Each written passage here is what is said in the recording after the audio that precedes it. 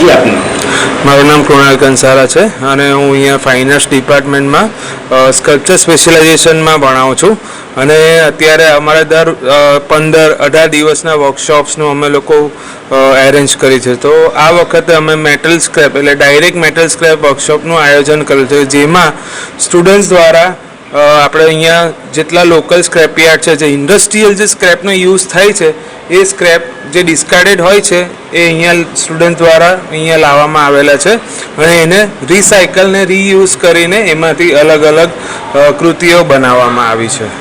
એટલે એમાં ટોટલ 10 વિદ્યાર્થીઓ છે અને એ લોકોને અલગ અલગ સબ્જેક્ટ્સ એટલે કોઈ નેચર ઉપર કામ કર્યું છે કે કોઈ પર્સનલ ઇમોશન ઉપર કામ કર્યું છે એટલે અને હ્યુમન એક્સપ્રેશન ઉપર કામ કર્યું છે. જી સર આપનું મારું નામ અર્જુન ગામિત છે. હું સ્કલ્પટર આર્ટિસ્ટ છું અને મેં આ સ્પેશિયલી મેટલ સ્ક્રેપનો બેચ લીધો છે VNSGU યુનિવર્સિટીમાં સ્કલ્પચર ડિપાર્ટમેન્ટના સેકન્ડ યરના સ્ટુડન્ટ્સનો. તો આ બેચમાં આ ટોટલી 14 દિવસનો બેચ હતો, જેમાં છોકરાએ બહુ સારા સ્કલ્પચર્સ બનાવ્યા છે અને અત્યારે એમનો ડિસ્પ્લેનો ટાઈમ છે. તો આ ડિસ્પ્લે મંડે સુધી ચાલુ રહેશે, તો કોઈ આવીને જેમણે જોવું હોય તો એ લોકો જોઈ શકે છે. સર આમાં કેટલા બાળકોએ ભાગ લીધો?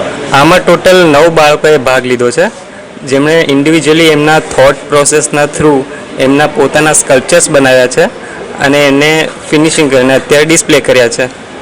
સર આમાં તમે કેવી રીતે ફર્સ્ટ સેકન્ડ થર્ડ પ્રાઇઝ લીધું?